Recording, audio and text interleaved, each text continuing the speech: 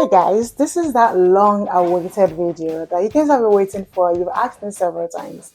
When are you going to show us how exactly you travel? How do you do all this planning? We want to know about it. Yeah, this is what you've been waiting for. Okay, besties, let's talk about all the chaos and the magic that is involved in planning a group vacation.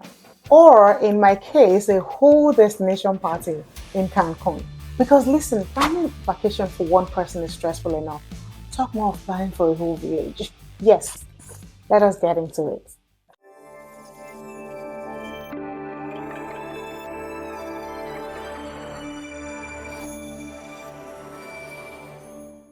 So guys, today I am spilling all the teas. The planning, the drama, the wins, all the money we actually spent and how we can plan your own getaway without pulling your edges out. I will even break down the budget, the whole thing for you so that you get a realistic view of everything. So if you're thinking girls trip, getaway birthday, or even vacation, this video is for you. The step one of a girls trip is usually the hardest part. That is getting everyone to agree on a single date. Some will tell you they want weekends. Some will say no, weekdays. Some will you would hear things like, no, I can only take time out of work in a particular time, maybe July. Can we just agree? But when it comes to the birthday itself, my birthday is already fixed, so they don't have a choice. They all have to just agree to whatever date my birthday date is, because they cannot change that anyways. So that was an easy one. But for girls trip, you have to all decide on what you want to do. Like, you can't get a perfect date that's going to be perfect for everyone, but there has to be some compromise eventually, you know. So lesson learned: pick your dates, fix that date early, give everybody a deadline, and that's on period. Just move on with that. Here is our Cancun breakdown, every single detail.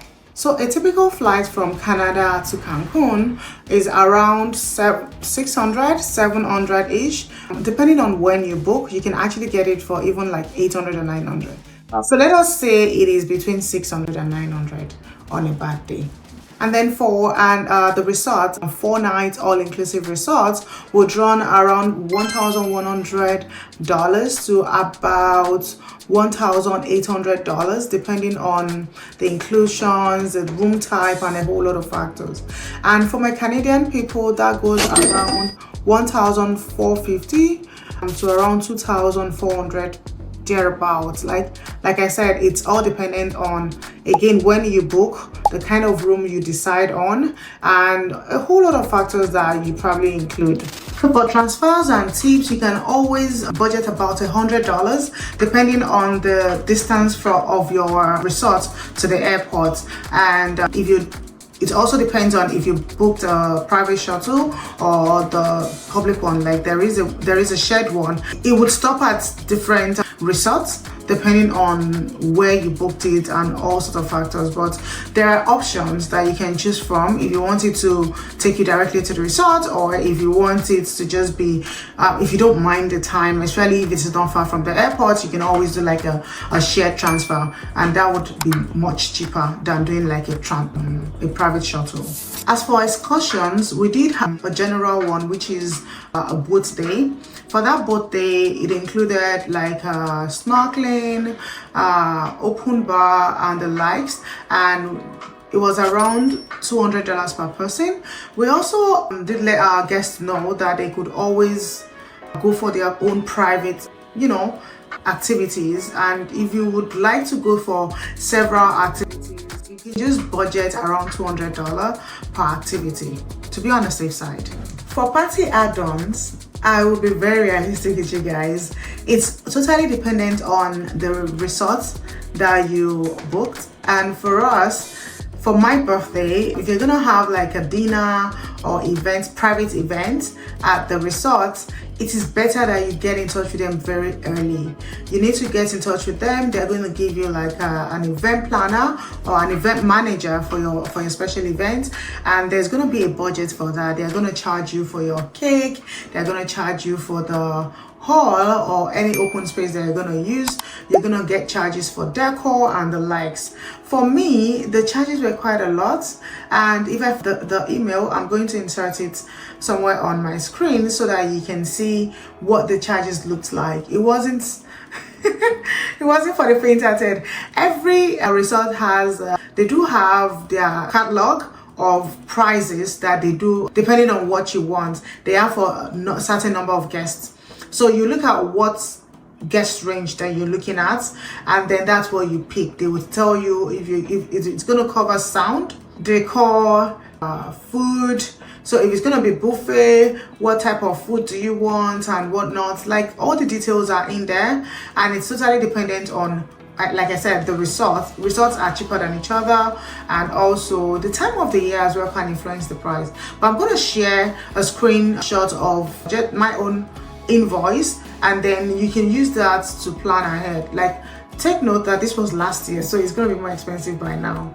As for miscellaneous spending, things like shopping, if you forgot your sunscreen, you forgot your lashes, all of those kind of things, if you had to get them on the resort, you can budget around $150 to $200 there. Take note that they do spend stepped USD for spending there, and things are a lot more expensive in the resort or on the resort when you're buying there. Also, you may not really eventually spend any amount when you're on the resort, because most of the things are taken care of. You have 24-hour non-stop internet services. You may never need to use any other kind of internet service when you're there.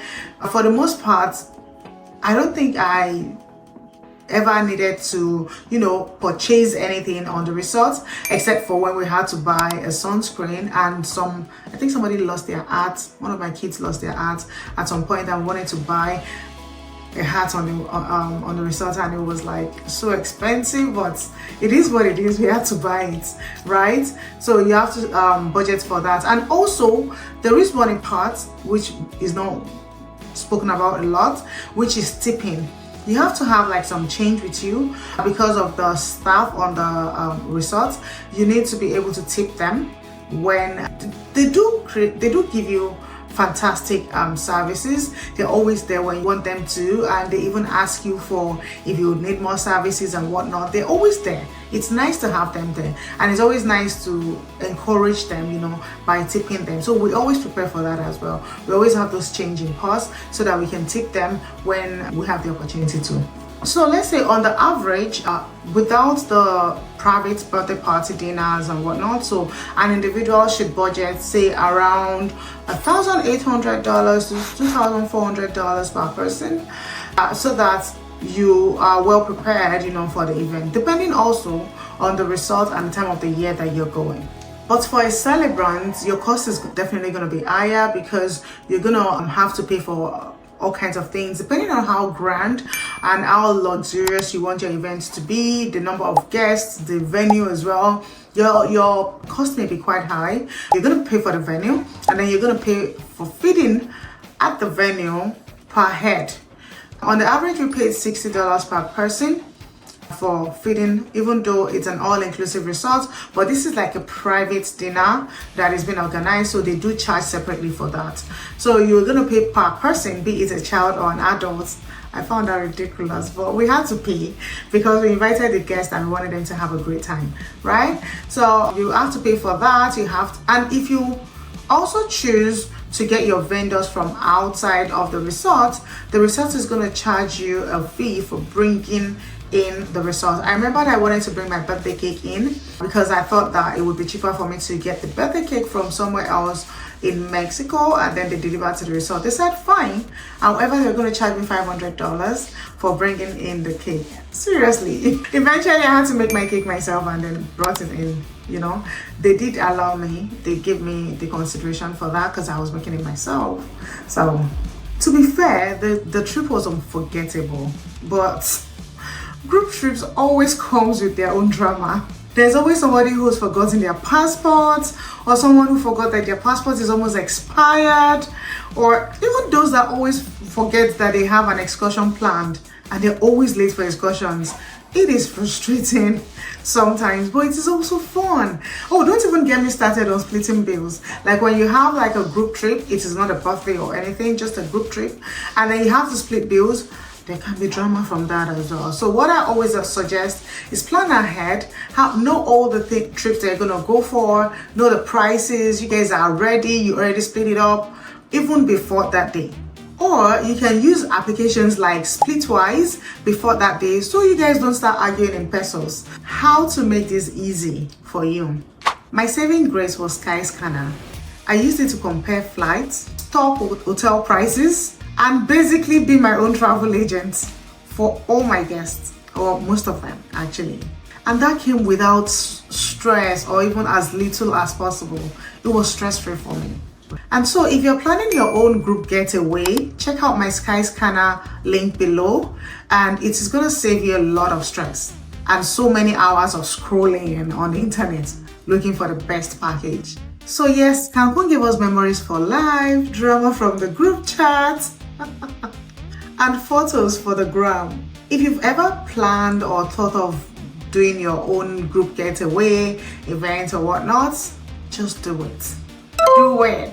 You will stress, you will argue, you may even, there could be a lot of drama, but trust me, it's worth it. So please support your girl. Don't forget to like, subscribe, and share with your loved ones this video. Also, let me know in the comment section where you think I should plan the next getaway. Jamaica again? Vegas? Punta Cana? Let me know in the comment section. Thank you. Let's talk. So on to the next video. Peace out.